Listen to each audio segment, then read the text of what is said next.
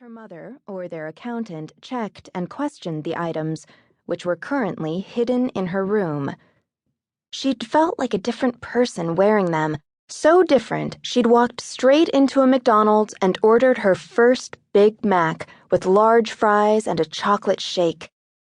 The pleasure had been so huge she'd had to go into the bathroom, close herself in a stall, and cry a little. The seeds of the rebellion had been planted that day, she supposed, or maybe they'd always been there, dormant, and the fat and salt had awakened them. But she could feel them, actually feel them, sprouting in her belly now. Your plans changed, Mother. It doesn't follow that mine have to change with them.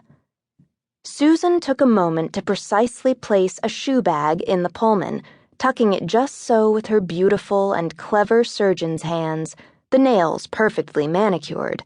A French manicure, as always. No color there, either. Elizabeth. Her voice was as polished and calm as her wardrobe. It took considerable effort to reschedule and have you admitted to the summer program this term. You'll complete the requirements for your admission into Harvard Medical School a full semester ahead of schedule. Even the thought made Elizabeth's stomach hurt.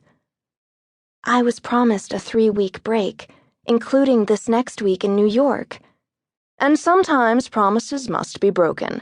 If I hadn't had this coming week off, I couldn't fill in for Dr. Dusecki at the conference. You could have said no. That would have been selfish and short-sighted. Susan brushed at the jacket she'd hung, stepped back to check her list. You're certainly mature enough to understand the demands of work overtake pleasure and leisure. If I'm mature enough to understand that, why aren't I mature enough to make my own decisions? I want this break. I need it. Susan barely spared her daughter a glance.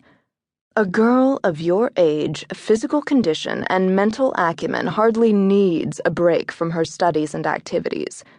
In addition, Mrs. Lane has already left for her 2-week cruise, and I could hardly ask her to postpone her vacation.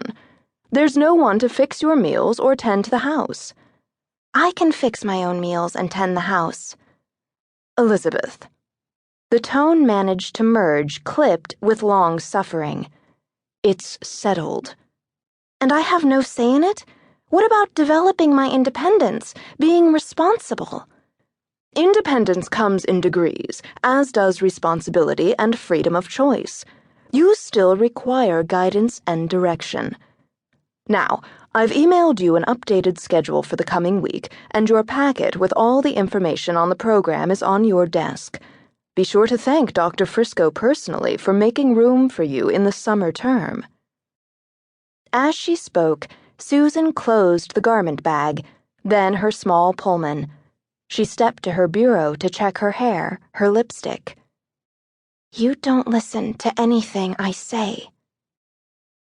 In the mirror, Susan's gaze shifted to her daughter. The first time, Elizabeth thought, her mother had bothered to actually look at her since she'd come into the bedroom. Of course I do. I heard everything you said very clearly. Listening's different than hearing. That may be true, Elizabeth, but we've already had this discussion. It's not a discussion, it's a decree.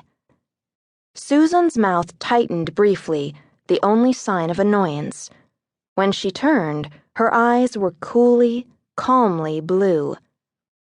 I'm sorry you feel that way. As your mother, I must do what I believe best for you. What's best for me, in your opinion, is for me to do, be, say, think, act, want, become exactly what you decided for me before you inseminated yourself with precisely selected sperm. She heard the rise of her own voice, but couldn't control it, felt the hot sting of tears in her eyes, but couldn't stop them.